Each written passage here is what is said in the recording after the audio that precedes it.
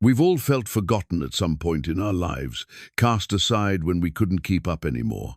Sometimes it takes just one person who sees our worth when everyone else has given up on us. On a dusty trail to Fort Yarrow, a cruel freighter kicked his worn-out donkey to the roadside, calling it worthless. The old grey beast lay there as wagons passed, ribs showing, one ear drooped in defeat. Most folks rode on by without a glance. But Jed Collins wasn't most folks. This weathered cowboy had nothing but a can of beans and a heart full of compassion. When he spotted that abandoned donkey at sundown, he knew he couldn't leave it behind. What happened next proved that the most unlikely friendships can bloom in the harshest places. But could one man's kindness truly change everything? Before we jump back in, tell us where you're tuning in from, and if this story touches you, make sure you're subscribed, because tomorrow I've saved something extra special for you. The amber light of dusk painted the Montana sky in shades of copper and gold as Jed Collins guided his horse down the familiar trail toward home. His mount, a steady bay mare named Belle, picked her way carefully around the scattered rocks and dried sage that dotted the path. The air carried the scent of dust and distant pine, mixed with the earthy smell that came after a brief afternoon shower had kissed the parched ground. Jed's weathered hands held the reins with the easy confidence of a man who'd spent most of his 43 years in the saddle. His face, lined by sun and wind, bore the kind of character that came from honest work and hard choices. The brim of his worn hat cast shadows across eyes, the color of winter sky, eyes that had seen their share of loss but still held a quiet kindness. In his saddlebags, along with that single can of beans, lay the sum total of his day's earnings, $3 silver from helping old Pete Morrison repair his fence line. It wasn't much, but it would buy flour and coffee for the week ahead. Jed had learned long ago to make do with less, to find contentment in simple things. As Belle rounded a bend in the trail, something caught his attention. There, about 50 yards ahead, lay a motionless grey shape beside the rutted wagon road. At first glance, he thought it might be a boulder or fallen log, but as they drew closer, the shape resolved into something that made his chest tighten. The donkey lay on its side, ribs jutting out like fence posts beneath dull, matted fur. One long ear lay flat against the ground, while the other drooped at an odd angle, as if it had been torn or injured.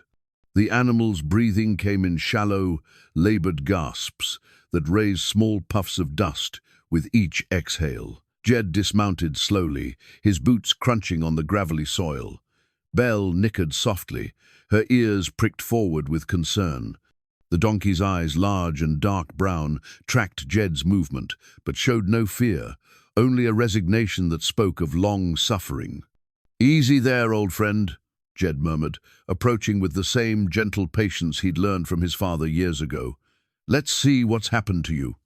The donkey wore a frayed leather halter, its brass fittings green with age and neglect. The leather was cracked and stained, speaking of years of hard use and little care. Around the animal's neck, the halter had rubbed raw patches where it didn't fit properly, and Jed could see the telltale marks of recent kicks along its flanks, purple bruises beneath the dusty coat. Jed knelt beside the creature, placing a gentle hand on its neck. The donkey's skin felt hot and tight with dehydration, and he could count every rib beneath his palm. This wasn't just an animal that had wandered off. This was a creature that had been abandoned, left to die by someone who saw no value in its continued existence. "Someone threw you away, didn't they?" Jed's voice carried a sadness that seemed to echo across the empty landscape. "Well, I know something about that myself." He reached for his canteen, unscrewing the cap with careful deliberation. Water was precious out here, and he had only half a container left for his own journey home. But looking into those weary brown eyes, the choice wasn't really a choice at all. Cupping his hand, Jed poured a small amount of water into his palm and held it near the donkey's muzzle. The animal's nostrils flared at the scent of moisture, and with effort that seemed to cost everything it had left, it raised its head just enough to lap gratefully at the offering. "That's it," Jed encouraged, refilling his palm again. "Small sips now. We'll get you home and see about getting some proper care." The donkey managed 3 more handfuls of water before its strength gave out and its head sank back to the earth. But those dark eyes never left Jed's face, and in them he saw something that reminded him of himself in darker days, a flicker of hope that refused to die completely. Jed's small spread lay another 2 miles down the trail, nestled in a valley where a seasonal creek provided just enough water for a garden and a few head of stock. The cabin was modest, 2 rooms with a stone chimney and a covered porch where he could sit and watch the sunset, paint the mountains. It wasn't much, but it was his, bought with savings from years of cowboy work and the last remnant of his family's lost ranch. The barn was even simpler, just 4 walls and a roof, but it was dry and clean, with fresh straw that he'd laid down just last week. Belle would have to share her space, but she was a gentle mare who'd accept the company. Getting the donkey home would be the challenge. The animal was too weak to walk, and Jed's horse, while strong, wasn't built for hauling dead weight. He studied the situation, his mind working through possibilities with the methodical patience of a man accustomed to solving problems with limited resources. In the end, he fashioned a travois from fallen branches and his spare rope, creating a makeshift sled that Belle could drag. The donkey, though barely conscious, seemed to understand that help had arrived. It didn't struggle, as Jed carefully maneuvered it onto the improvised stretcher, only offered a soft grunt that might have been gratitude. The journey home took twice as long as usual. Belle, bless her heart, seemed to sense the importance of their cargo and maintained a steady, careful pace that wouldn't jar the injured animal. Jed walked alongside, one hand on the donkey's neck, offering quiet words of encouragement. "Won't be much farther now," he said as they crested the final hill. "There's good grass down there and clean water and a warm place to rest. You just hold on a little longer." The lights of Fort Yarrow twinkled in the distance like fallen stars scattered across the prairie. The town was growing had been ever since the railroad came through 3 years ago, but it still maintained the friendly, close-knit character that had drawn Jed to settle nearby. Most folks knew each other's business, which could be a blessing or a curse depending on the circumstances. Dr. Henry Henley, the town's veterinarian, lived on the edge of Fort Yarrow in a neat house with a white picket fence. He'd started as a horse doctor for the cavalry, but had stayed on after his discharge to serve the growing community of ranchers and farmers. More importantly, he was a man who understood that sometimes an animal's life was worth more than the cost of saving it. Martha Wright ran the general store with the efficiency of a woman who'd raised 5 children and buried a husband. She extended credit to those who needed it and never asked too many questions about why. Her store served as the unofficial heart of the community, where news was shared and friendships were forged over cups of coffee and penny candy. Sheriff Tom Bradley kept the peace with a combination of common sense and uncommon compassion. He'd been known to let a hungry man work off a fine by sweeping the jail, rather than sending him away empty-handed. Like most good lawmen, he understood that justice and mercy weren't opposite forces. They were partners in keeping a community whole. By the time Jed reached his cabin, full darkness had fallen. He lit the lanterns with shaking hands, exhaustion and worry, making his movements clumsy. The donkey's breathing had grown more labored during the journey, and he feared he might have arrived too late. But as he knelt beside the travois in the golden lamplight, those brown eyes opened and fixed on his face with an expression that seemed almost human in its gratitude. The donkey was still alive, still fighting, and that was enough for now. Jed carried water in a tin basin and offered it a sip at a time. He brought armloads of fresh hay and spread it thick in the corner of the barn, where the donkey could rest without getting up.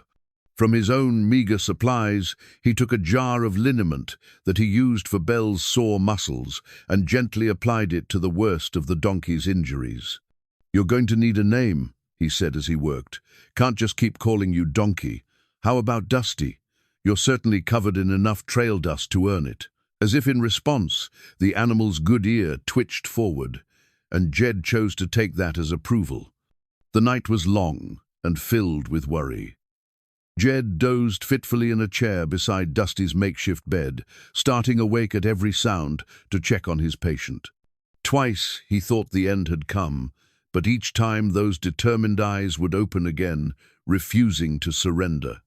Dawn brought the sound of Belle's gentle nickering and the promise of another day. Dusty had survived the night, though he remained weak and barely able to lift his head. But survival was victory enough for now.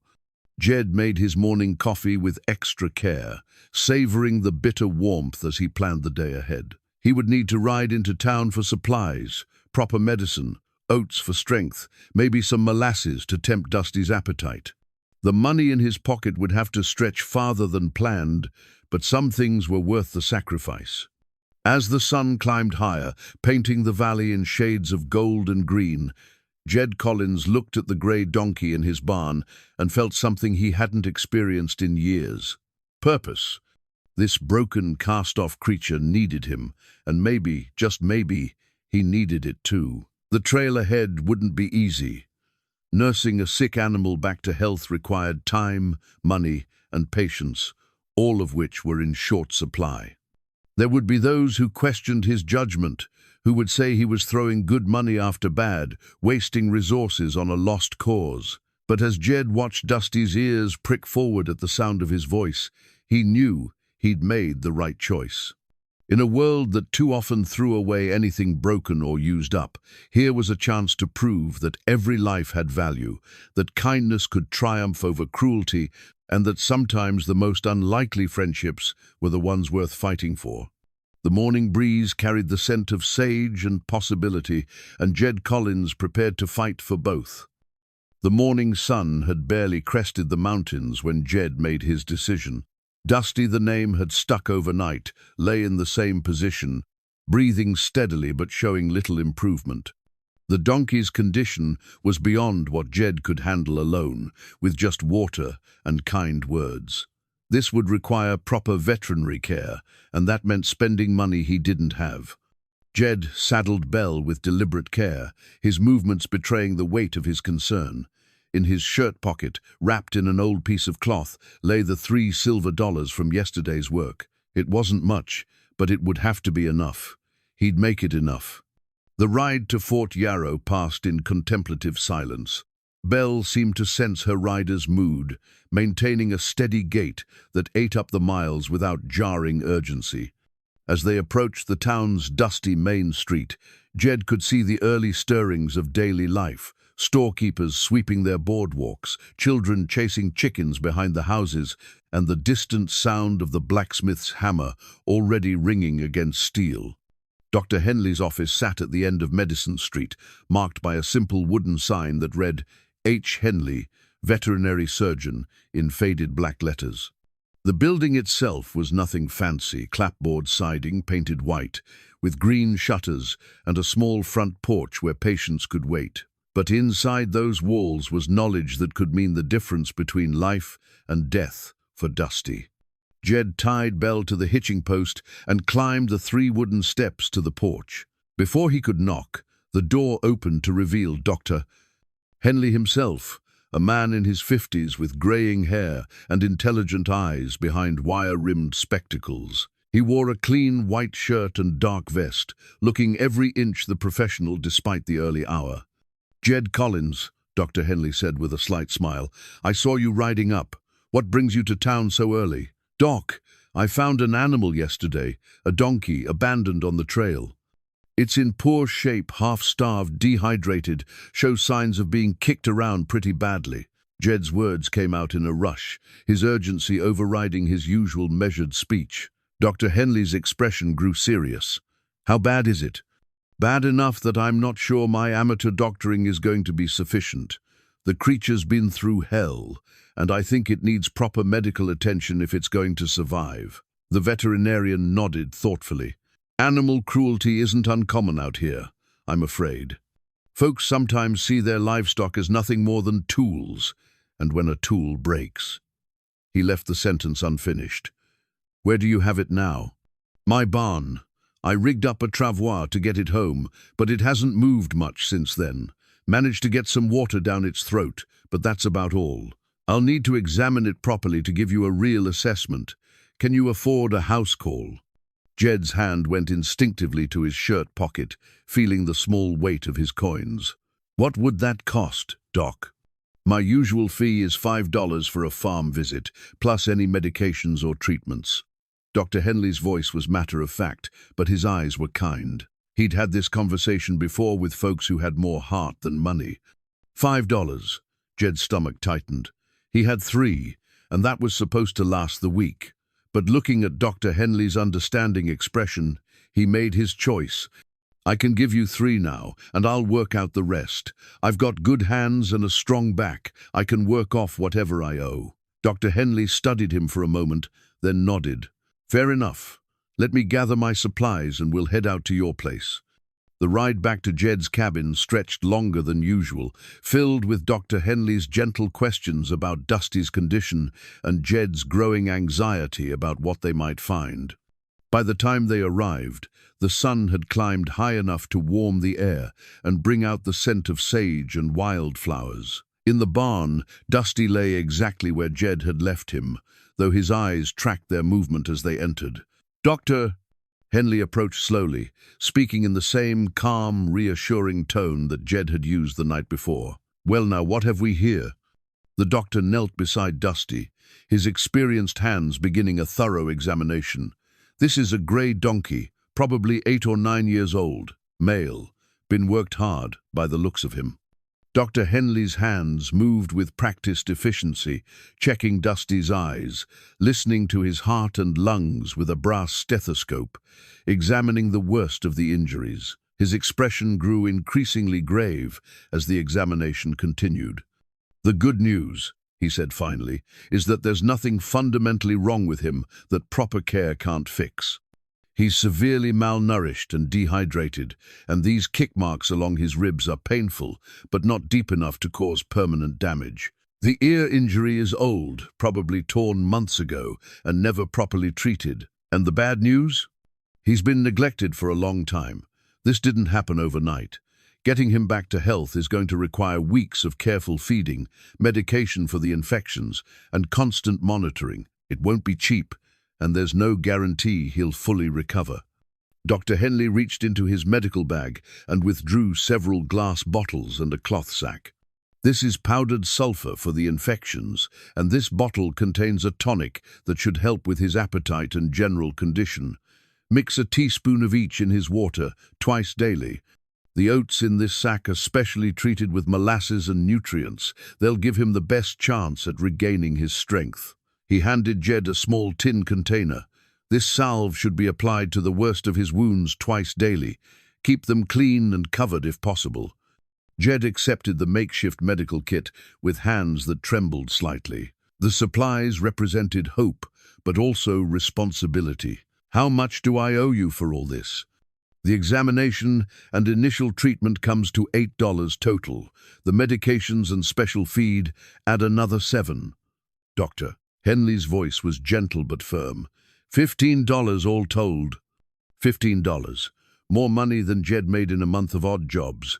More than he'd seen in one place since he'd lost the family ranch. He pulled the 3 silver dollars from his pocket and held them out, his hands steady, despite the turmoil in his chest. "This is what I have right now," he said quietly.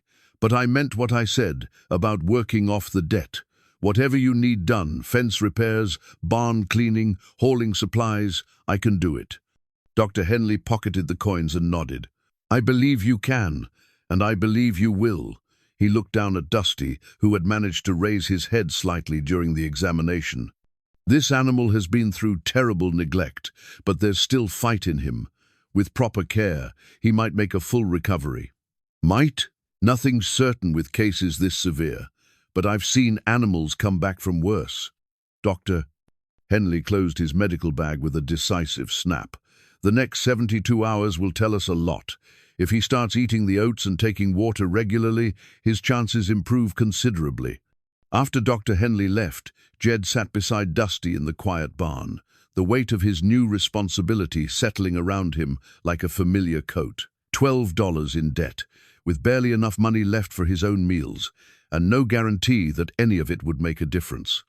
But as he mixed the first dose of medicine into Dusty's water and watched the donkey drink with increasing eagerness, something shifted in Jed's chest. This wasn't just about saving an animal anymore, it was about proving that kindness mattered, that every life had value, and that sometimes the most broken things could be made whole again. The afternoon brought visitors. Jake Morrison, old Pete's son, rode up as Jed was applying salve to Dusty's wounds. Jake was a practical man who ran cattle on the spread next to Jed's modest property, and his expression as he looked at the donkey was skeptical at best. "Heard you picked up some stray livestock," Jake said, dismounting and approaching the barn. "Word travels fast in a small town." "News does have a way of getting around," Jed agreed, not pausing in his ministrations. Jake studied Dusty with the appraising eye of a man who dealt in livestock. "Doesn't look like much. Probably not worth the feed it would take to keep him alive.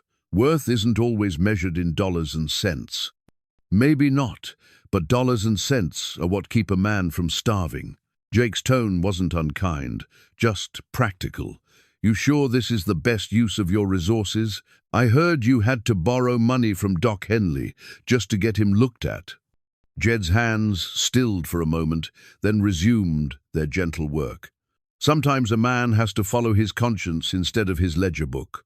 Conscience doesn't put food on the table or pay for winter hay." Jake shook his head.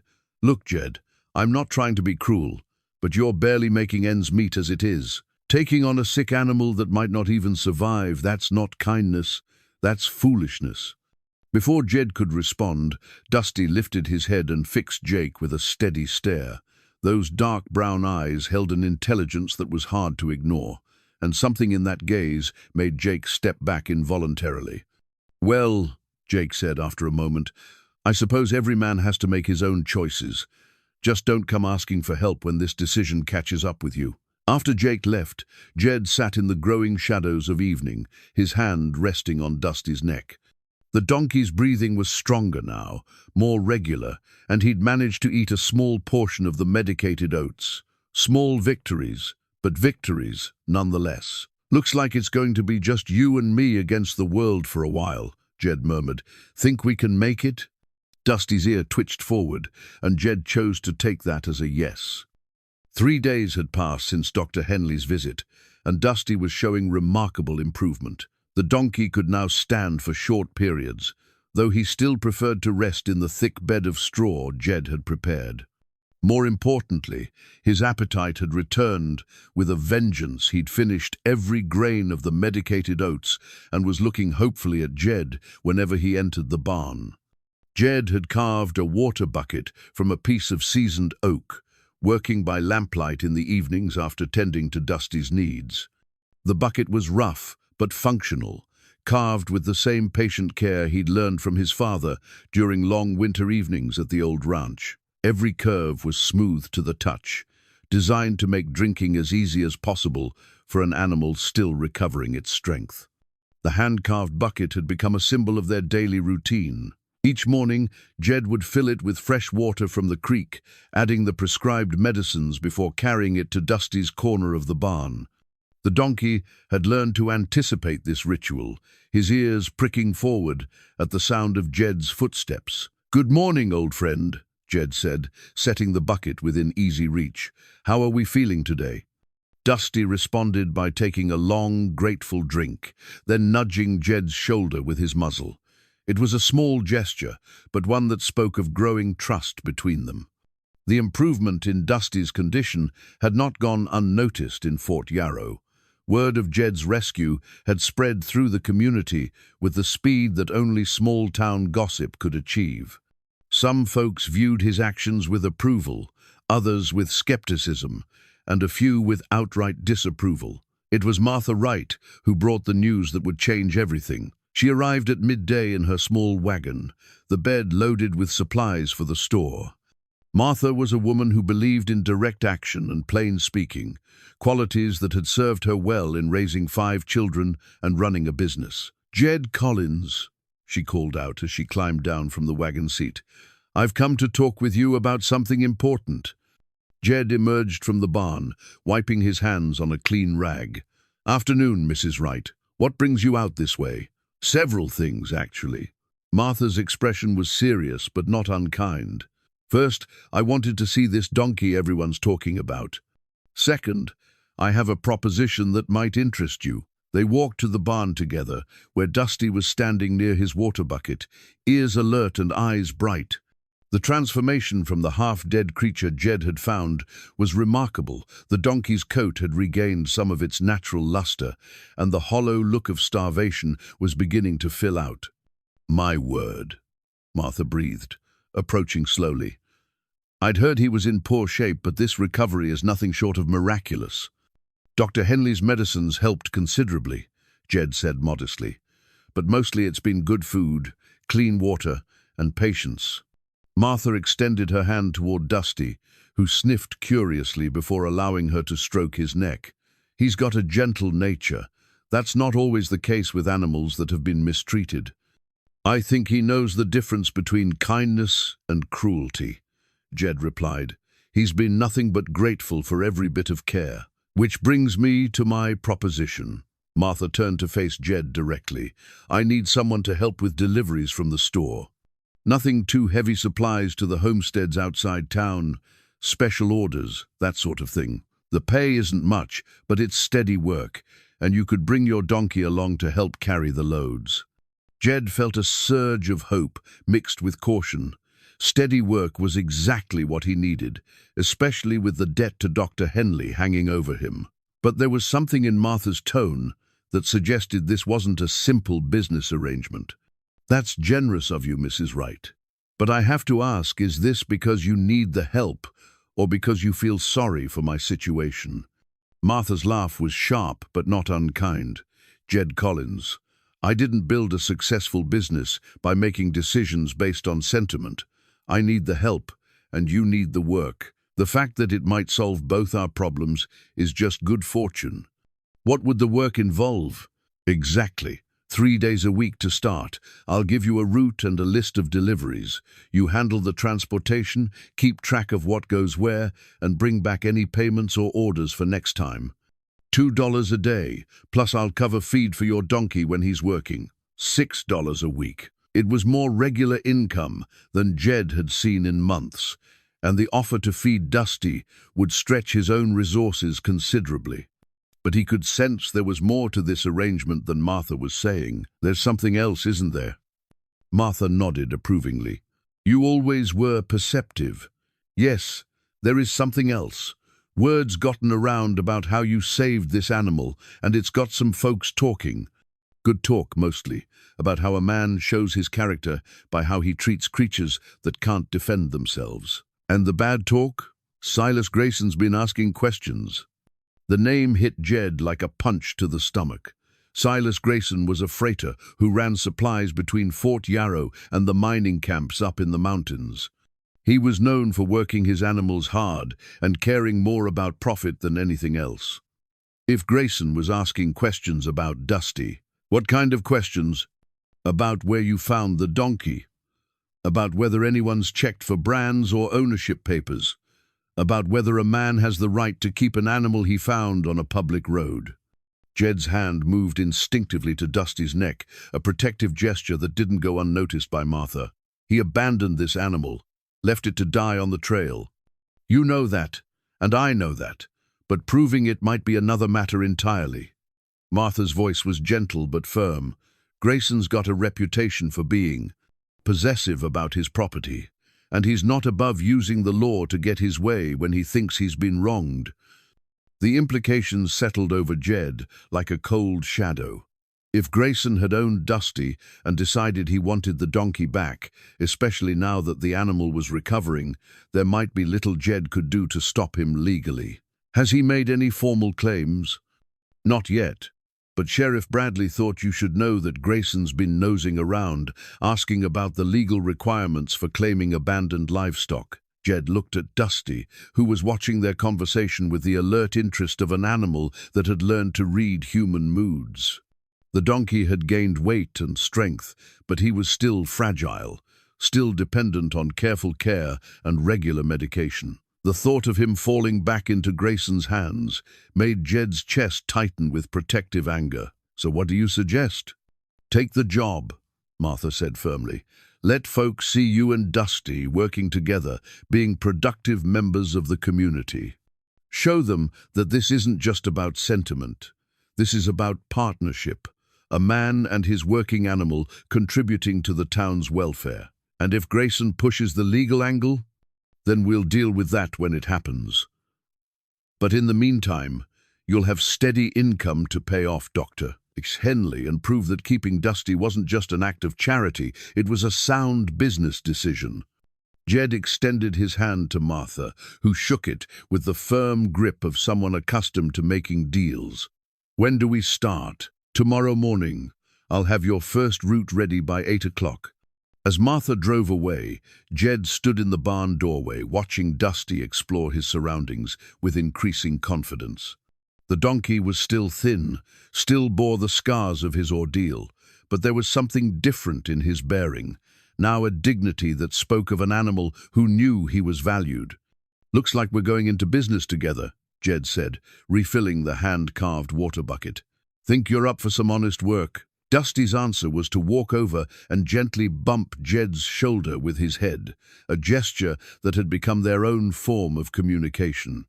Tomorrow would bring new challenges, but tonight they had each other and the quiet satisfaction of a day's progress toward recovery. The first delivery route took them to 3 homesteads scattered across the valley, each requiring a different approach to the winding trails that connected Fort Yarrow to its outlying settlements. Jed had fashioned a simple bridle from soft rope and leather scraps, designed to fit Dusty's healing head without putting pressure on his injured ear. The donkey had accepted the makeshift tack with patient resignation, as if he understood that work was part of their new partnership. Dusty's first homemade bridle represented more than just functional equipment. It marked the transition from rescue to partnership, from charity case to working animal. Jed had spent hours getting the fit exactly right, padding every contact point with soft cloth and adjusting the straps to accommodate Dusty's still tender injuries. "Easy now," Jed murmured, as he slipped the bridle over Dusty's ears for the first time. "This means we're partners now, not just man and beast." The donkey stood perfectly still during the process, his dark eyes fixed on Jed's face with an expression of complete trust. When the bridle was secure, Dusty shook his head once, testing the feel of the new equipment, then looked at Jed as if to say he was ready for whatever came next. Their cargo for the day consisted of flour, coffee, and medical supplies for the Hendricks family, whose youngest son had broken his arm in a fall from their barn loft. The load wasn't heavy, but it was bulky enough to require careful packing in the canvas sacks that draped across Dusty's back. The trail to the Hendricks place wound through stands of pine and aspen, following an old deer path that had been widened just enough for horses and pack animals. Dusty navigated the rocky sections with surprising sure-footedness, his hooves finding secure purchase on stones that would have challenged a less experienced animal. "You've done this before, haven't you?" Jed observed, watching the donkey's careful placement of each step. "This isn't your first time carrying packs on mountain trails." Indeed, as they progressed through the morning's deliveries, it became clear that Dusty possessed skills that went far beyond simple hauling. At the Morrison Ranch, he helped Jed load fence posts by positioning himself perfectly to balance the weight. When they stopped to water at Willow Creek, Dusty demonstrated an uncanny ability to sense unstable ground, steering them away from a section of bank that looked solid but would have given way under their combined weight. Most remarkably, when they encountered a rattlesnake sunning itself on a boulder near the trail, Dusty's warning bray and quick sidestep probably saved both their lives. The snake slithered away into the rocks, but not before Jed realized how close they'd come to disaster. "Where did you learn to do that?" Jed asked, his heart still racing from the encounter. "That wasn't luck, that was experience."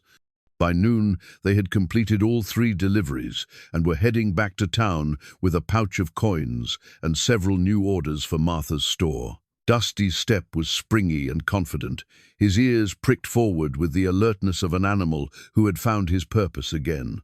It was on the return journey that they encountered Sheriff Bradley, riding patrol along the main trail. Tom Bradley was a man who noticed details, and his experienced eye took in both Jed's satisfied expression and Dusty's obvious competence.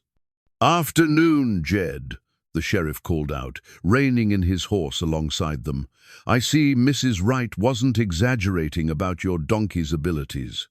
"He's proving to be quite the partner," Jed replied, patting Dusty's neck. "Seems to know these trails better than I do." Sheriff Bradley's expression grew serious. "That might be because he's traveled them before. I've been asking around about Silas Grayson's operation, and several folks remember seeing a gray donkey with his pack trains over the years." The words hit Jed like a cold wind. Of course, Dusty would know the trails if he'd been working them for years under Grayson's harsh hand. Every rock and turn would be familiar territory. What exactly has Grayson been saying? He's claiming that someone stole his property, says he had a donkey that wandered off during a supply run, and now he hears there's a gray donkey working around town that matches the description. Sheriff Bradley's voice was carefully neutral. "He's talking about filing formal charges. The animal was abandoned," Jed said firmly, "left to die on the trail. I have witnesses who can testify to its condition." "I believe you, Jed, but the law's the law, and if Grayson can prove ownership—" The sheriff let the sentence hang unfinished. What would constitute proof? Bill of sale, brand registration, sworn statements from witnesses who saw him with the animal. Grayson's a thorough man when it comes to protecting his investments. Jed felt the familiar weight of worry settling in his chest.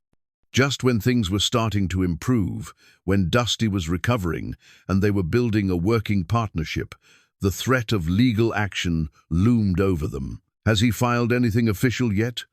Not yet. But he's been asking a lot of questions, and he's mentioned bringing in some paperwork from his records. Sheriff Bradley leaned forward in his saddle. "My advice? Document everything. Keep records of the medical treatment, the money you've spent, the work the donkey's been doing.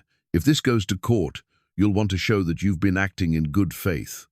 After the sheriff rode on, Jed and Dusty continued their journey in contemplative silence. The joy of their successful first day of work was tempered by the growing realization that their partnership might be more fragile than he'd hoped. Back in Fort Yarrow, Martha Wright was waiting at the store with obvious satisfaction. She examined the completed delivery receipts and counted the payment coins with the practiced efficiency of an experienced merchant. "Excellent work," she declared. "The Hendricks were particularly pleased, said you made the delivery in half the time it usually takes, and your donkey was gentle around their injured boy." "Dusty has a way with people," Jed said, unconsciously using the possessive that might soon be challenged in court. "About that," Martha's expression grew serious. "I heard you ran into Sheriff Bradley on the trail. What's the latest on Grayson's threats?" Jed related the conversation, watching Martha's face grow increasingly thoughtful as he spoke. "Legal ownership," she mused. "That's going to be the key issue. But there's something else to consider. The law also recognizes the rights of someone who improves abandoned property through their own labor and investment. Meaning that the money you've spent on veterinary care, the time you've invested in training and care, the work the donkey's now doing productively, all of that has value. If Grayson abandoned the animal, he might have forfeited his claim through neglect." It was a hopeful interpretation, but Jed could see the uncertainty in Martha's eyes. Legal theories were one thing, courtroom reality was another. "What do you suggest?" "Keep doing what you're doing. Show the community that this is a productive partnership, not just sentiment. And start keeping detailed records of everything: expenses, income, medical care, work performed." That evening, as Jed groomed Dusty in the barn, he found himself studying the donkey with new eyes.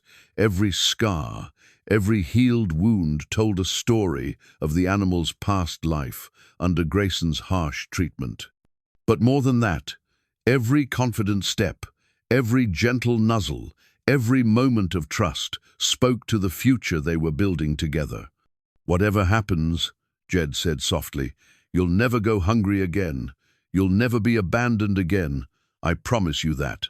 Dusty's response was to rest his head against Jed's shoulder, a gesture of trust that felt like both a blessing and a responsibility. Tomorrow would bring new challenges, but tonight they had each other and the growing certainty that some bonds were worth fighting to protect. 3 weeks into their delivery partnership, the rhythm of work had become as natural as breathing. Jed and Dusty could complete their routes with an efficiency that impressed even Martha Wright's practical sensibilities. The donkey had filled out considerably, his coat now gleaming with health, and his confidence on the mountain trails was nothing short of remarkable. It was on a crisp October morning, while they were loading supplies for the weekly run to the mining camps, that Silas Grayson finally made his move. The man himself was as imposing as his reputation suggested, tall and broad-shouldered, with steel-grey hair and cold blue eyes that seemed to catalogue everything they saw for potential profit. His wagon was drawn by a team of mules that looked well-fed but hard-worked, their harnesses bearing the efficient but unforgiving marks of a man who viewed animals purely as tools. "You would be Jed Collins," Grayson said without preamble, his voice carrying the authority of someone accustomed to being obeyed. "I believe you have something that belongs to me." Jed straightened slowly, his hand moving instinctively to rest on Dusty's neck. The donkey had gone rigid at Grayson's approach, his ears pinned back and his eyes showing white around the edges, a reaction that spoke volumes about their shared history. "I'm not sure what you mean," Jed replied, though his heart was already sinking. This was the confrontation he'd been dreading. Grayson reached into his coat and withdrew a folded document, yellowed with age, but still officially sealed. "Ownership papers for one grey donkey, male, purchased from the Collins Ranch auction 7 years ago. Bill of sale shows I paid $42 for that animal." The words hit Jed like a physical blow. The Collins Ranch, his family's ranch, lost to debt and misfortune when his father died, and the bank called in their loans. He remembered that auction, remembered the heartbreak of watching everything his family had built, sold off piece by piece. "That was a long time ago," Jed managed, his voice steadier than he felt. "Property doesn't stop being property just because time passes," Grayson replied, unfolding the papers with deliberate care. "This here's a receipt showing the animal was purchased legally and in good faith. That makes it mine by law, regardless of where you found it." Sheriff Bradley had arrived during the exchange, drawn by the raised voices and the small crowd that was beginning to gather. His presence was both a relief and a complication. Tom Bradley was fair, but he was also bound by the letter of the law. "Morning, Silas," the sheriff said with professional neutrality. "I take it this is about the ownership dispute we discussed." "No dispute about it," Grayson said firmly. "I have papers proving that Donkey is my property. Been looking for him ever since he wandered off during a supply run 6 weeks ago." "Wandered off?" Jed's anger finally found its voice. "I found this animal half dead on the trail, abandoned and left to die. That's not wandering off, that's cruelty." Grayson's expression didn't change, but something cold flickered in his eyes. Animals sometimes get ideas above their station. Sometimes they need firm handling to remind them of their place. If the beast couldn't keep up with the work, that's its failing, not mine. "You left him to die," Jed said flatly. "I left an animal that was no longer useful, found a replacement and moved on. That's business." Grayson's tone was matter-of-fact, as if he were discarding a broken tool. "But now I hear this same animal is working again, pulling its weight. That changes the calculation." The crowd around them had grown larger, including Martha Wright, Dr. Henley, and several other townspeople who had come to witness the confrontation. Their faces showed a range of emotions from anger to sympathy, but all were focused on the legal drama unfolding before them. Sheriff Bradley examined Grayson's ownership papers with the careful attention they deserved. "These appear to be in order," he said reluctantly. "Legal purchase, properly documented." "Then there's no question," Grayson said with satisfaction. "I'll be taking my property back now." "Not so fast." Dr. Henley stepped forward, his medical bag in hand. "There's the matter of abandonment and the subsequent care provided by Mr. Collins." "What about it?" "Mr. Collins has invested considerable time and money in this animal's recovery. Veterinary bills, medications, specialized feed. The total comes to over $15 in documented expenses." Dr. Henley's voice carried the authority of professional expertise. "Under territorial law, someone who improves abandoned property through their own labor and investment has certain rights." Grayson's laugh was harsh and humorless. "Abandoned? I never abandoned anything." The animal wandered off. "That's not abandonment, that's loss. The condition of the animal when Mr. Collins found it suggests severe neglect." Dr. Henley persisted. "Malnutrition, untreated injuries, dehydration to the point of near death. That's not the result of simply wandering away." "Are you calling me a liar, Doc?" The tension in the air was thick enough to cut. "Doctor." Henley met Grayson's stare without flinching. "I'm stating medical facts based on my examination of the animal. The evidence speaks for itself." Martha Wright chose that moment to step into the conflict. "There's also the matter of current value versus original purchase price. That donkey's been working steady for 3 weeks now, proving its worth as a pack animal. Mr. Collins has transformed a dying animal into a productive asset, which only proves I was right to buy it in the first place," Grayson countered. "And now I want my property back." Sheriff Bradley held up his hand for silence. "This is getting complex enough that it probably needs to go before Judge Morrison in the county seat. Too many legal questions for me to sort out on the spot." "How long would that take?" Jed asked, his voice tight with worry. "Court's in session next week. We could probably get a hearing within 10 days. Grayson's expression showed his displeasure with the delay. "I'm not waiting 10 days for what's rightfully mine. I have work to do and cargo to move."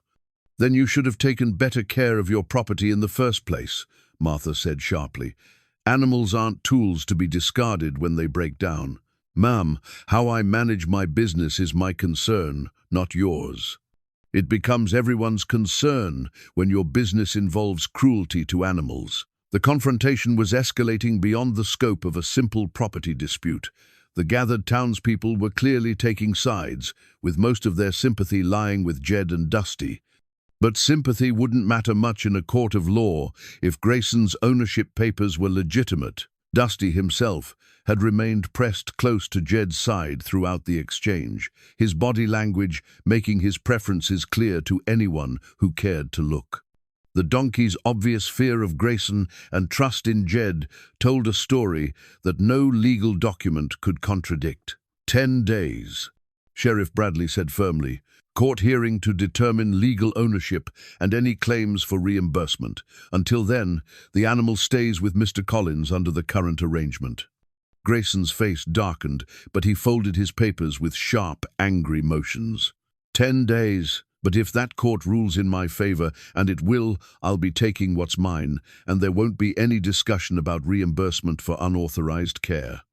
As Grayson climbed back onto his wagon and drove away, the crowd slowly dispersed, leaving Jed standing with Dusty and his few close allies. The weight of the coming legal battle settled over them like a storm cloud.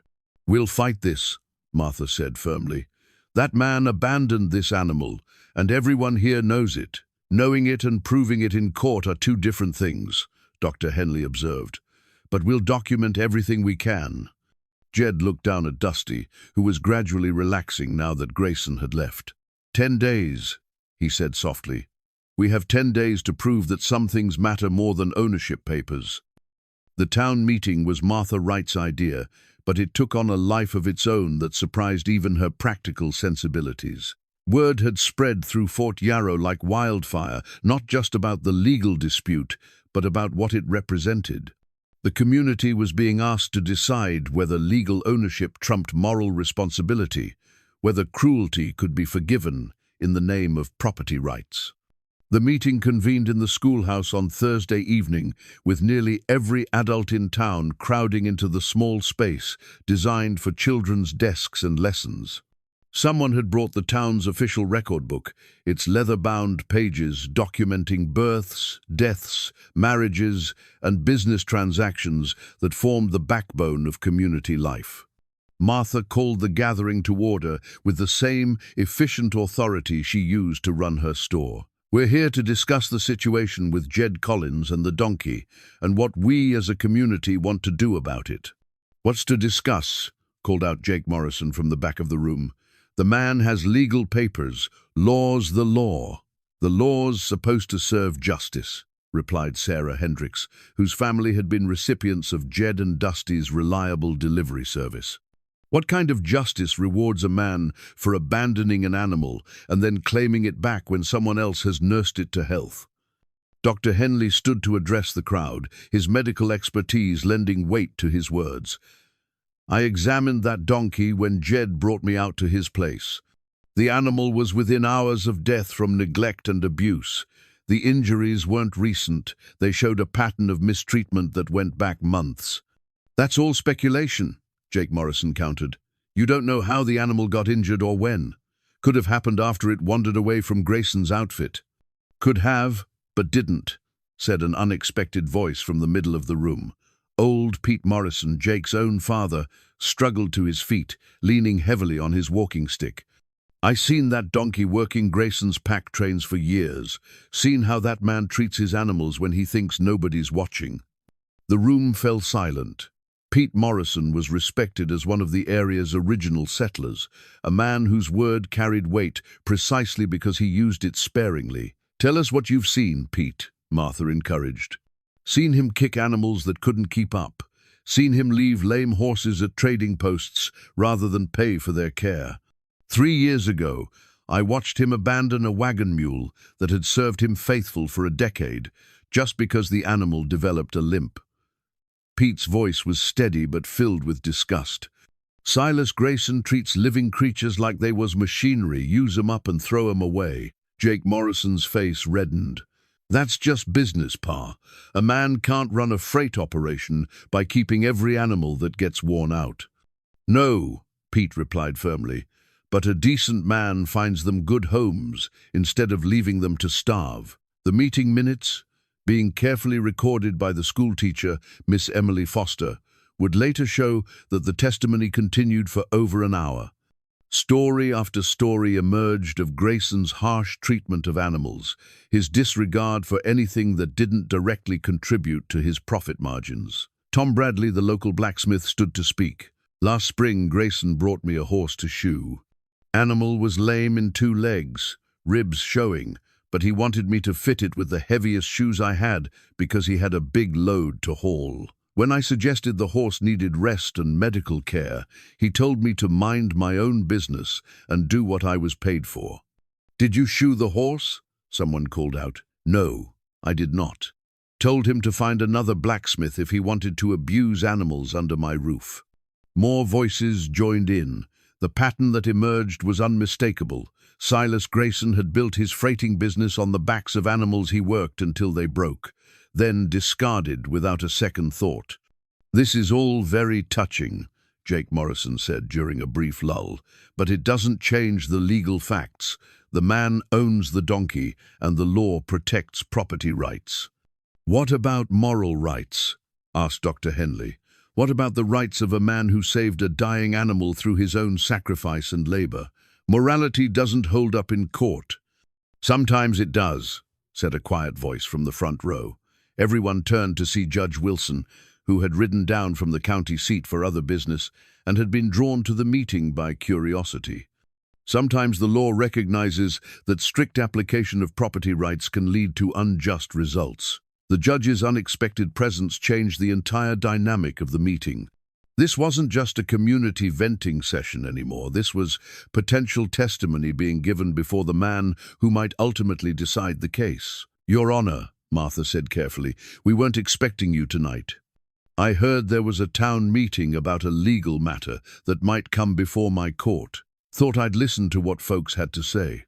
Judge Wilson was a man in his 60s with sharp eyes and a reputation for fairness tempered by pragmatism. Please continue as if I wasn't here, but his presence had introduced a new gravity to the proceedings. People chose their words more carefully, focusing on facts rather than emotions. Miss Foster read aloud from the meeting minutes the documented instances of Grayson's treatment of animals, creating an official record that could potentially be used in court. The testimony was damning in its consistency, a pattern of abuse that went back years. "Has anyone here witnessed the current condition of the donkey in question?" Judge Wilson asked mildly. Hands shot up throughout the room. Sarah Hendricks spoke first. "Your Honor, that donkey helped deliver medical supplies to my son when he broke his arm. The animal was gentle around the boy, careful with the load, and worked alongside Mr. Collins like they'd been partners for years. He's been making deliveries all over the valley," added Tom Bradley. "Reliable as clockwork, never causes problems, always well cared for. You can see the difference between an animal that's valued and one that's just used." The testimonies continued, painting a picture of Dusty as not just recovered, but thriving under Jed's care. The contrast with the half-dead creature found on the trail was stark and undeniable. "What about the financial aspect?" Judge Wilson asked.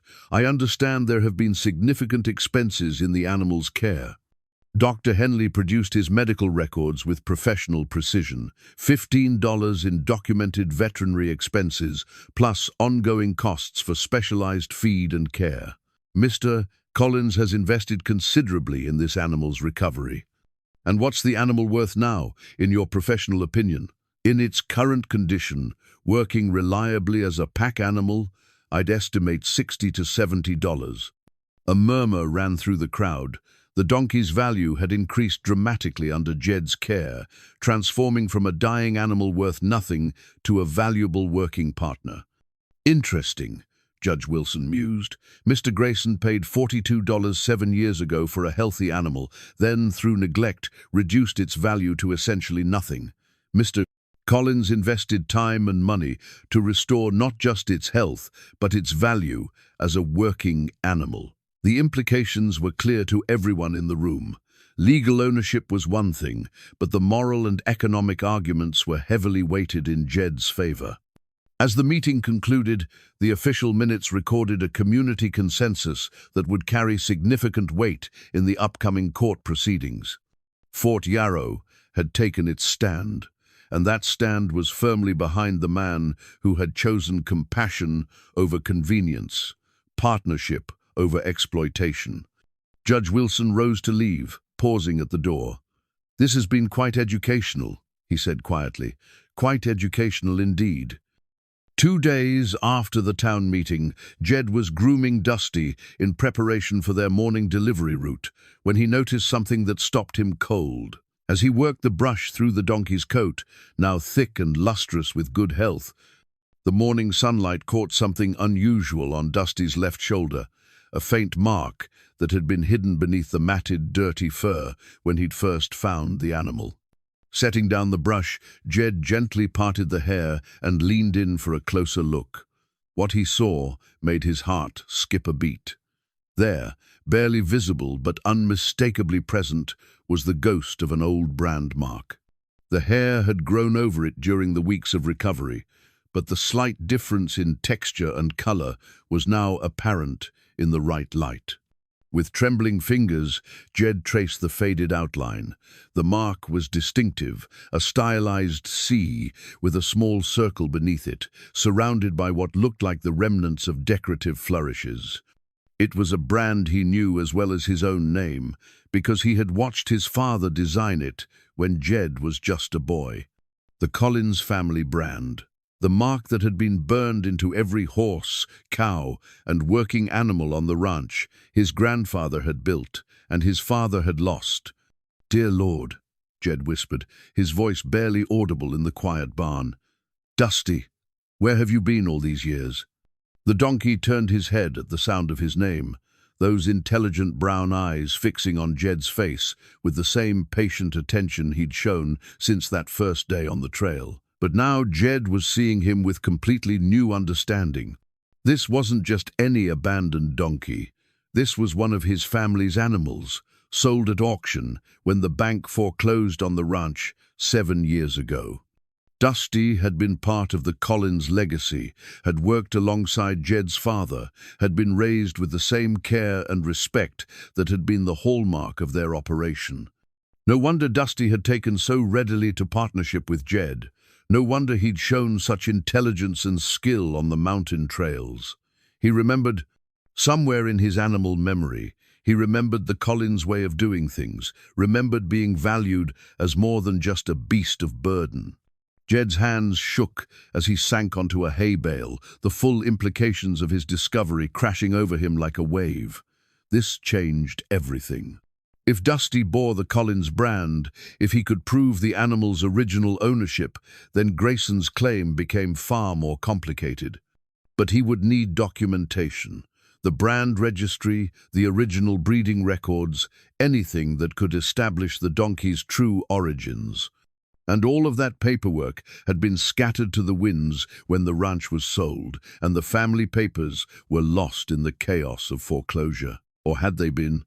Jed rose with sudden purpose and strode to his cabin, heading straight for the old trunk that sat beneath his bedroom window.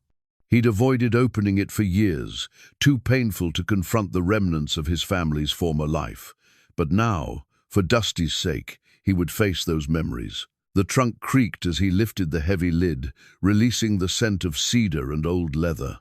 Inside lay the carefully preserved remnants of the Collins ranching operation, his father's journals, breeding records, brand registration documents, and the family Bible where births and deaths had been recorded for 3 generations.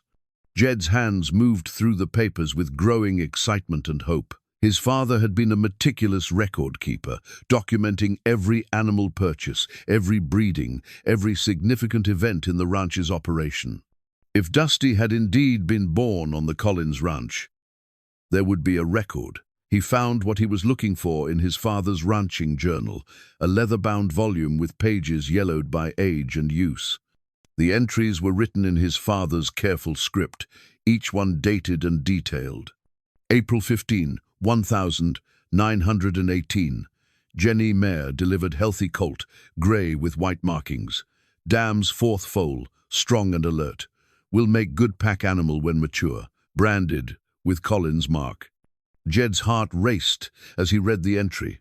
The date was right, the description matched, and most importantly, the breeding information was documented. But he needed more than just a journal entry. He needed official proof. Digging deeper into the trunk, he found the brand registration papers his father had filed with the territorial government. The Collins brand was officially recorded, with detailed drawings showing the exact design and placement. The stylized C with the circle and flourishes was unmistakably the same mark he'd just discovered on Dusty's shoulder. But the most damning evidence was yet to come. In a separate section of the journal, his father had recorded the animals sold at the foreclosure auction. October 3, 1918, forced sale of all livestock. Grey donkey, 2 years old, Collins brand, sold to S. Grayson for $42. Good animal, deserves better treatment than Grayson typically provides. Breaks my heart to see him go. The words, written in his father's hand 7 years ago, seemed to leap off the page.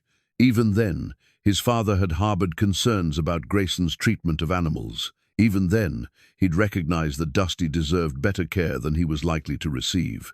Jed carefully gathered the documents, the journal, the brand registration, the auction records, and spread them out on his kitchen table. The evidence was overwhelming. Dusty hadn't just been owned by the Collins family. He'd been born on the Collins ranch, raised with Collins values, and branded with the Collins mark. Grayson's ownership papers, while legal, represented only a chapter in Dusty's life, not his entire story. And that chapter, as Jed was beginning to understand, had been marked by abuse and neglect that violated everything the Collins brand had stood for. There was more. As Jed continued reading through his father's journal, he found references to Dusty's exceptional intelligence and gentle nature. His father had planned to keep the donkey as a breeding animal, recognizing qualities that made him valuable beyond simple labor. The gray colt shows remarkable intelligence, one entry read. Learns quickly, responds to voice commands, and has a gentle nature that makes him ideal for work around children. We'll be sorry to see this one go. The portrait that emerged from the journal pages was of an animal that had been cherished and valued, not just as livestock, but as a partner in the ranch's operation. The contrast with Grayson's treatment couldn't have been starker. Armed with his evidence, Jed made his way to town and Dr. Henley's office. The veterinarian examined the faded brand mark with professional interest, using a magnifying glass to study the details. "There's no question this is an old brand, Dr. Henley confirmed. "The scarring pattern is consistent with a mark applied when the animal was young, and the design matches your father's registration exactly. What does this mean legally?" "It means Grayson's ownership was legitimate at the time of purchase, but it also means you have a prior claim based on your family's original ownership and breeding of the animal." Dr. Henley's voice carried excitement as he grasped the implications. "More importantly, it establishes a pattern of stewardship. Your family created this animal, cared for him according to their standards, and now you've restored him to that same level of care." The news spread through Fort Yarrow like wildfire. By evening, Martha Wright, Sheriff Bradley, and half the town had gathered at Jed's cabin to examine the evidence for themselves.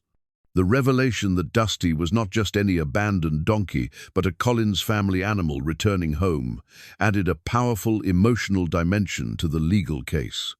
"It's like something out of a storybook," Sarah Hendricks marveled. "The donkey finding his way back to his original family after all these years of mistreatment." "More than that," Sheriff Bradley observed, studying the journal entries. "It establishes a clear pattern of care and value that Grayson violated through his neglect." Judge Wilson, when informed of the discovery, agreed to examine the evidence personally. His visit to Jed's cabin the next morning was informal but thorough, as he reviewed each document with the careful attention of a man accustomed to separating truth from fiction. "This is quite remarkable," the judge said finally. "The documentation is comprehensive and appears authentic. Mr. Collins, you've essentially rescued your own family's animal and restored him to the level of care your father would have provided." The hidden brand mark had transformed the entire legal landscape. What had been a simple property dispute was now a story of homecoming, of an animal returning to the family that had created and valued him. Grayson's legal ownership papers were still valid, but they now represented an interruption in Dusty's true legacy rather than the foundation of his identity. As Jed looked at Dusty, really looked at him, he could see traces of his father's careful breeding in the donkey's intelligent eyes and gentle demeanor. This wasn't just about saving an abandoned animal anymore. This was about honoring his father's memory, preserving the Collins family values, and proving that some bonds transcended legal documents. The brand mark was more than just a symbol burned into hide. It was a link to the past, a claim to the future, and a reminder that sometimes the most important journeys are the ones that lead us home. The morning of the court hearing dawned clear and cold, with frost painting delicate patterns on the barn windows and the smell of winter sharp in the air.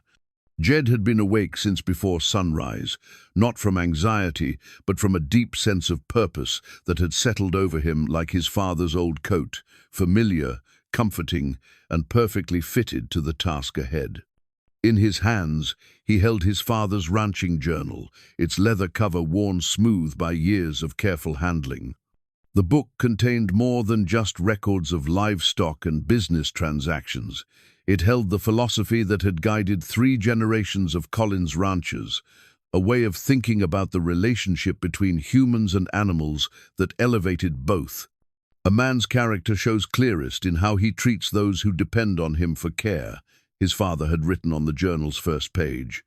Animals give us their trust completely. We must prove worthy of that gift." Those words, penned in fading ink 20 years ago, would soon be read aloud in a courtroom where the fate of that trust would be decided. Jed had spent the previous evening preparing his testimony with the methodical care his father had taught him to apply to any important task. Martha Wright had insisted on helping, her practical mind organizing the documents and evidence into a presentation that would be both legally sound and emotionally compelling. "Remember," she had advised, "Judge Wilson is a fair man, but he's also a careful one. He'll want to see clear evidence, not just heartfelt emotion. Let the facts tell the story." The facts were indeed compelling. Dr. Henley's medical records documented the extent of Dusty's neglect and the cost of his recovery. The brand registration papers established the Collins family's original ownership and the care standards they had maintained. The auction records showed how the donkey had passed into Grayson's hands during the family's financial crisis. Most powerfully, the journal entries revealed his father's prescient concerns about Grayson's treatment of animals, concerns that had proven tragically accurate over the intervening years. As Jed groomed Dusty for what might be their last morning together, he found himself reflecting on the journey that had brought them to this moment. 7 weeks ago, he had been a man barely scraping by, doing odd jobs and living day to day. Now he was fighting in court for something that mattered more than money, the principle that kindness should triumph over cruelty, that partnership should be valued over exploitation. Dusty seemed to sense the importance of the day. The donkey stood perfectly still during grooming, his intelligent eyes fixed on Jed's face with an expression that might have been encouragement. When Jed spoke to him, Dusty's ears pricked forward with the attentive posture of an animal who understood that important words were being spoken. "Today we find out if the law recognizes what the heart knows," Jed said softly. "Whatever happens, you need to know that these weeks with you have been a gift. You've reminded me what it means to have purpose, to be needed by someone who trusts you completely." The donkey's response was to gently bump Jed's shoulder with his muzzle, their established gesture of partnership and affection. The ride to the county seat took 2 hours through mountain passes, painted gold and scarlet with autumn leaves.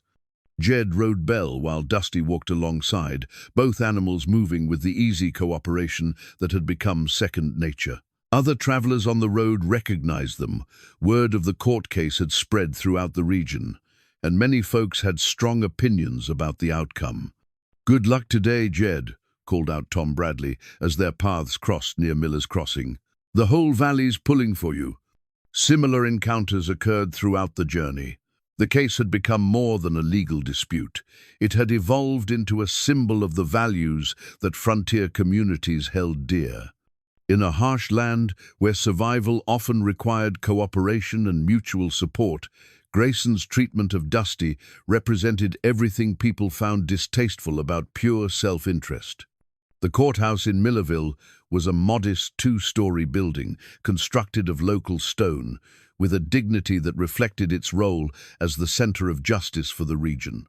Already, despite the early hour, a crowd had gathered on the front steps, supporters of both sides, curious onlookers, and reporters from newspapers as far away as Denver who had heard about the unusual case. Inside, Judge Wilson's courtroom was arranged with simple wooden benches and a raised platform where justice would be administered. The judge himself was already present, reviewing documents with the careful attention that had earned him respect throughout the territory. Silas Grayson sat at one table with his attorney, a sharp-faced man from the territorial capital who specialized in property law. Grayson's expression was confident, bordering on smug. He clearly believed that legal precedent was firmly on his side. At the opposing table, Jed took his seat beside Martha Wright, who had agreed to represent him despite her lack of formal legal training. Her practical intelligence and deep knowledge of local customs made her a formidable advocate, especially in a case that turned as much on community values as legal precedent. Dr. Henley sat in the front row of spectators, his medical bag at his feet and his testimony carefully prepared. Behind him, nearly every adult from Fort Yarrow had made the journey to witness the proceedings. Their presence was both a comfort and a responsibility. Jed was fighting not just for Dusty, but for the principles his community believed in. Judge Wilson called the court to order with a sharp rap of his gavel. This is the matter of Grayson versus Collins, regarding ownership of one grey donkey and associated claims. Mr. Patterson, you may present your client's case. Grayson's attorney rose with practiced confidence. His presentation was professionally competent, but emotionally cold, focusing entirely on the legal precedent for property rights. He produced Grayson's ownership papers, emphasizing their official nature and the clear documentation of purchase. Your Honor, Patterson argued, the law regarding property ownership is clear and well established. My client purchased this animal in good faith at a legal auction, paying the full asking price and receiving proper documentation. The fact that the animal subsequently wandered away does not invalidate his ownership claim. What about the condition of the animal when it was found? Judge Wilson asked. Regrettable, perhaps, but not relevant to the question of ownership. Animals sometimes fall ill or become injured through no fault of their owners. The law doesn't require owners to provide medical care beyond their means or business requirements. It was a coldly logical argument that reduced Dusty to the status of mere property, no different from a wagon or a mining claim. Patterson concluded by requesting immediate return of the donkey, plus damages for the weeks of unlawful detention. When Martha Wright rose to respond, the courtroom fell silent. Her opening words set a different tone entirely. Your Honor, this case is indeed about property law, but it's also about something more fundamental, the relationship between legal rights and moral responsibilities. Mr. Collins didn't just find a piece of abandoned property. He saved a dying animal through sacrifice and dedication that went far beyond legal obligation. Martha's presentation was methodical but passionate, building from the medical evidence of neglect through the community testimony of Grayson's pattern of animal abuse.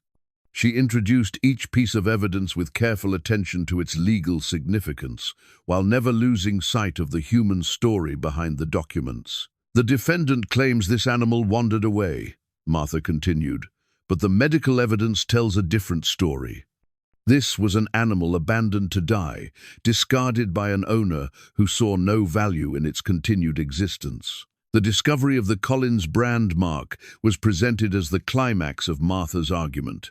When she read aloud from Jed's father's journal, describing his concerns about Grayson's treatment of animals, a murmur ran through the courtroom.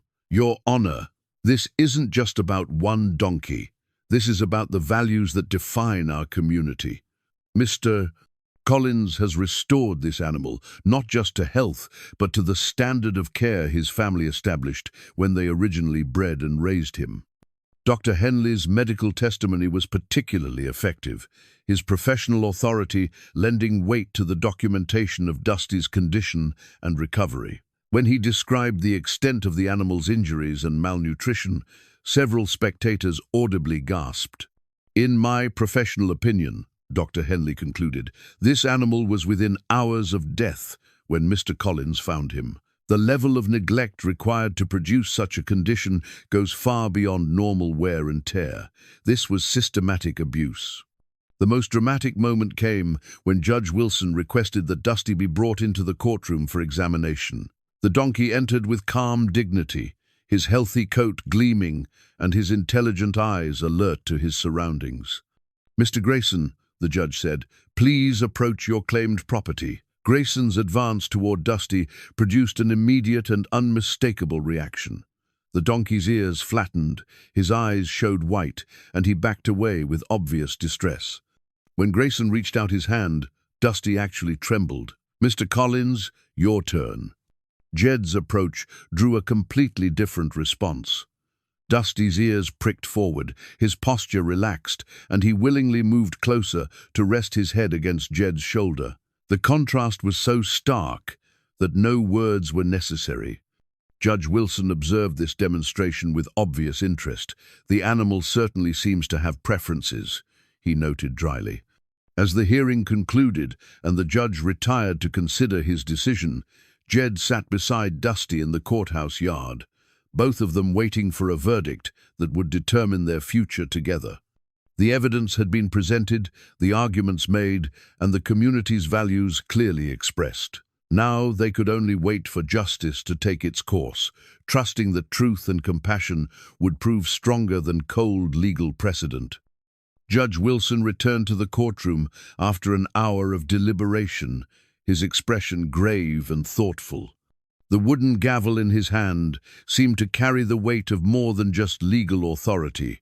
It represented the power to determine whether compassion or cold law would prevail. As he took his seat behind the bench, the crowded courtroom fell into absolute silence. This case presents the court with competing claims that go to the heart of property law and moral responsibility. Judge Wilson began, his voice carrying clearly to every corner of the room. On one hand, we have clear documentation of legal ownership.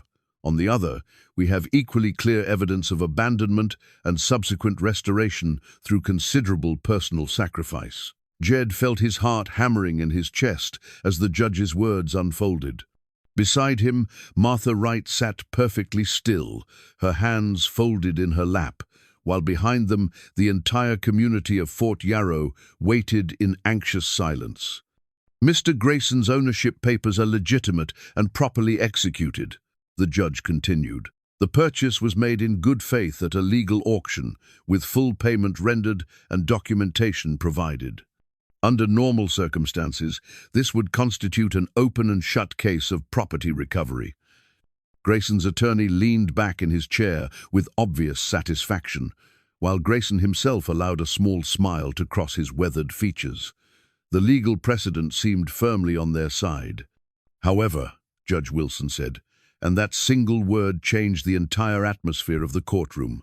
These are not normal circumstances. The evidence presented reveals a pattern of animal treatment that raises serious questions about the responsibilities that accompany ownership. The judge lifted Dr. Henley's medical report from his desk. The veterinary testimony is particularly compelling. Dr. Henley's examination revealed injuries and malnutrition, consistent with systematic neglect over an extended period. This was not an animal that simply wandered away. This was an animal that was abandoned to die. Martha Wright's hand found Jed's beneath the table, squeezing gently as the judge's reasoning began to favor their position. Furthermore, Judge Wilson continued, the discovery of the Collins family brand adds a significant dimension to this case.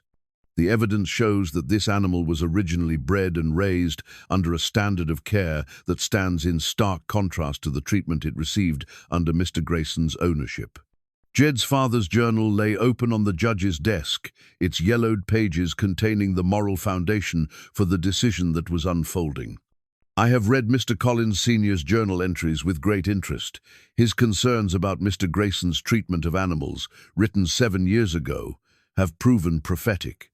More importantly, his philosophy regarding the relationship between humans and animals reflects values that this court believes are essential to a civilized society. The judge's gaze moved from the legal documents to the faces of the people who had traveled from Fort Yarrow to witness this moment. The testimony of the community regarding Mr. Grayson's pattern of animal treatment cannot be ignored.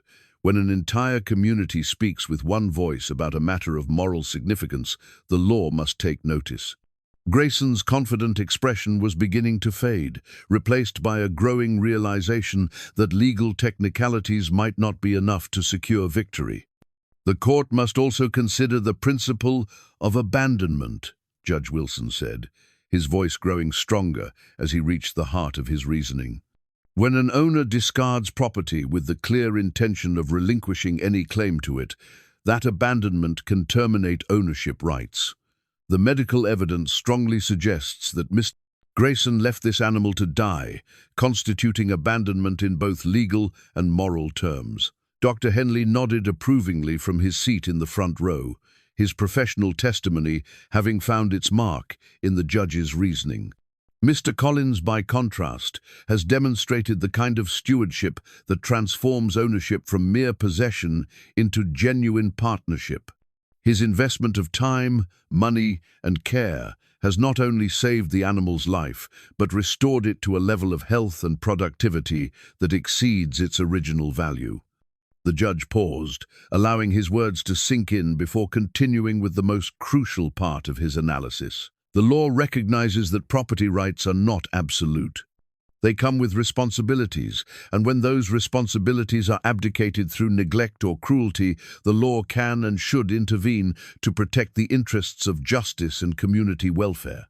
Judge Wilson lifted his gavel, its polished wood catching the light from the courtroom's tall windows. However, before rendering final judgment, this court wishes to hear directly from both parties regarding their intentions for the animal's future care.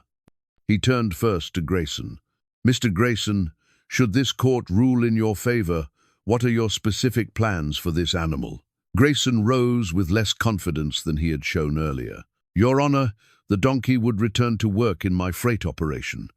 It would be used for packing supplies to the mining camps, same as before. And what provisions would you make for its medical care and general welfare?" "Standard provisions, Your Honor. Feed when needed, shelter when available. The animal would earn its keep through useful work." The coldness of this response was not lost on anyone in the courtroom. Grayson was describing Dusty as a tool to be used rather than a living creature, deserving of care and respect. Judge Wilson then turned to Jed. "Mr. Collins, what are your intentions should this court rule in your favor?" Jed rose slowly, feeling the weight of every eye in the courtroom upon him. "Your Honor, Dusty would continue as my partner in the delivery business. He would receive the same level of care that my father provided to all his animals: regular medical attention, adequate feed and shelter, and treatment as a valued member of our operation." "And what would happen when the animal becomes too old or infirm for heavy work?" "He would be retired to pasture and cared for until the end of his natural life, Your Honor. That's what my father would have done, and it's what I intend to do." The contrast between the two answers could not have been starker. One described an animal as disposable property. The other described a lifetime commitment to partnership and care.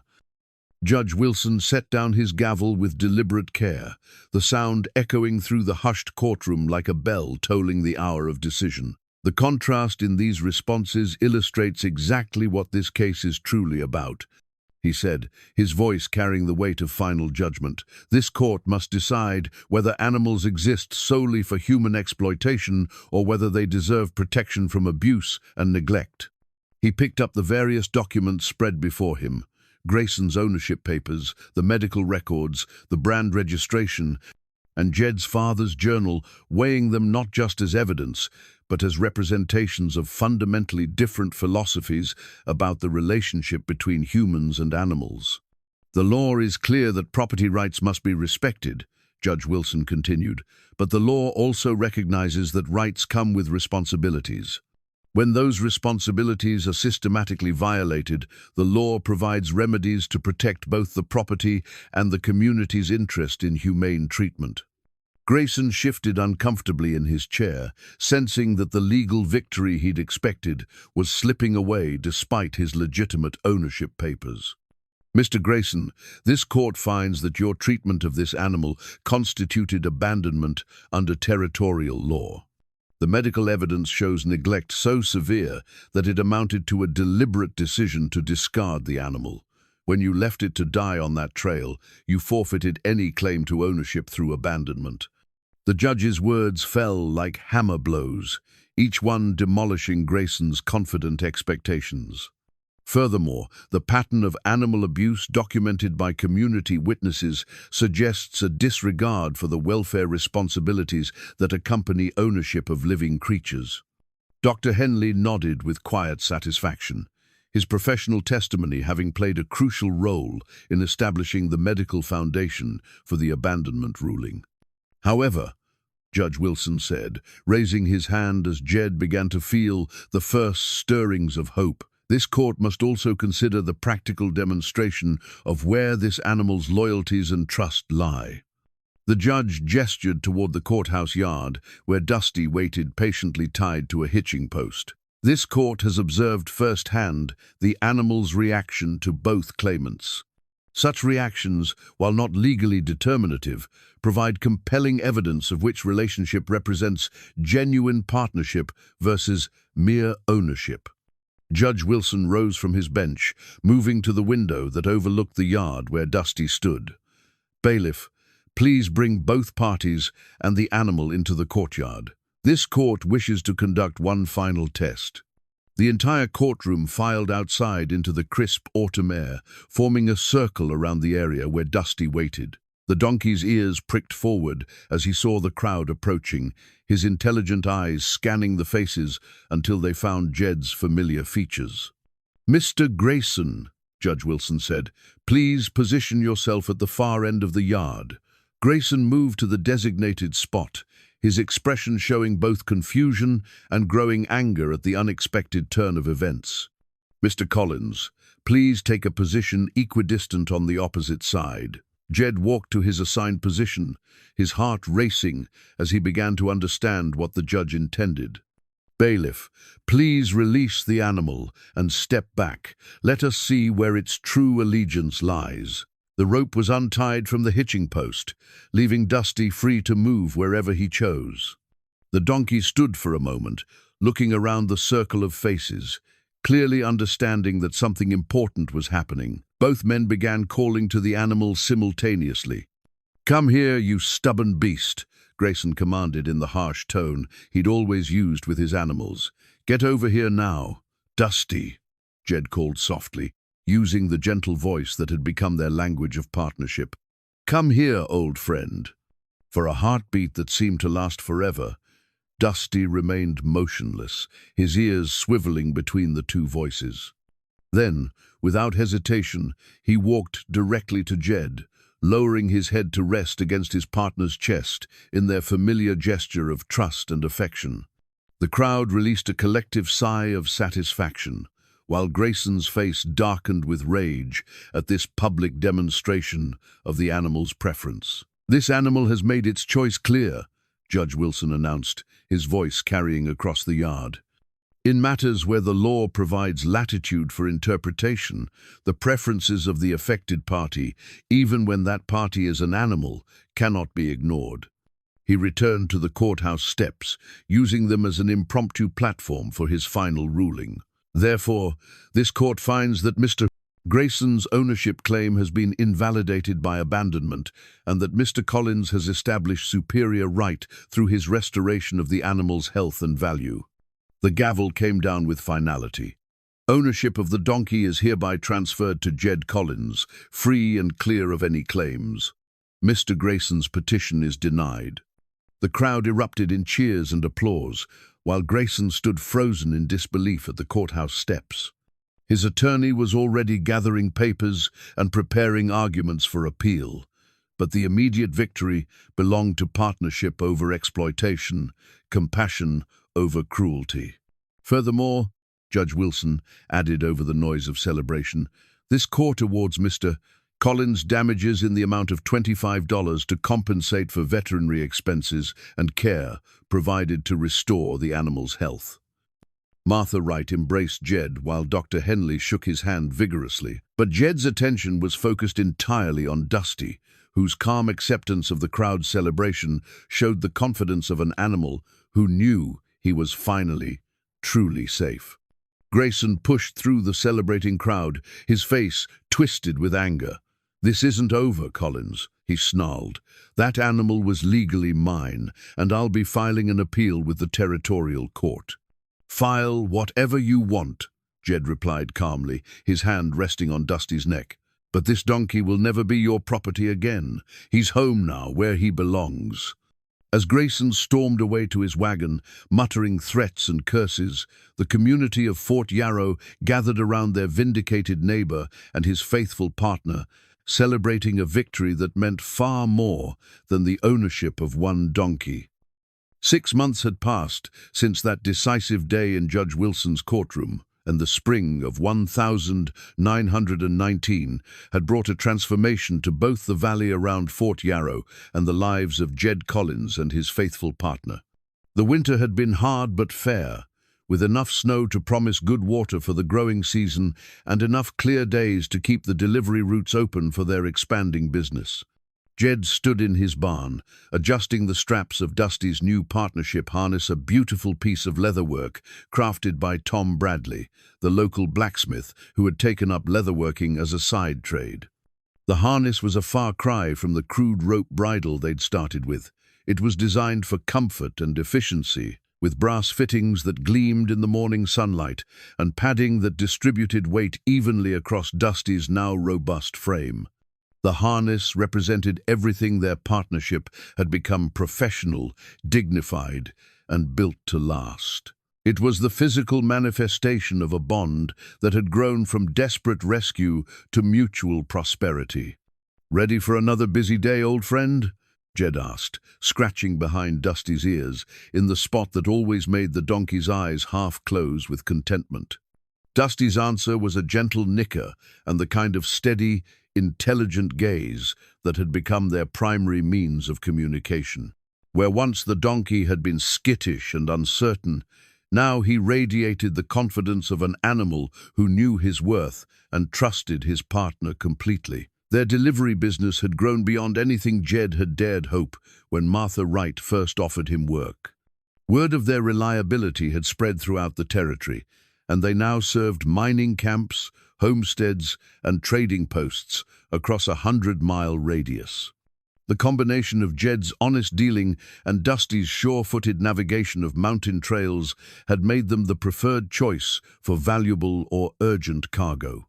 More importantly, their success had allowed Jed to pay off all his debts and begin saving money for the first time since losing the family ranch. Dr.